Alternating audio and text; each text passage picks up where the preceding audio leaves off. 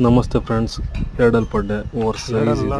H F ಅಲ್ಲಿ holes template line ಮರಳೆ super ಆಗಿದೆ. ತೊಟ್ಟು ತುದಿ ನೋಡ್ಬೋದು, ಚೆನ್ನಾಗಿ ಬಿದ್ದಿದೆ. ಸೈಜ್ ಇದೆ, ಪಡ್ಡೆ ಸೇಲಿಂಗ್ ಇದೆ. ಯಾರಿಗಾರು ಬೇಕಾದ್ರೆ ಮೇಲೆ ನಂಬರ್ ಇರುತ್ತೆ, ಕಾಲ್ ಮಾಡಿ.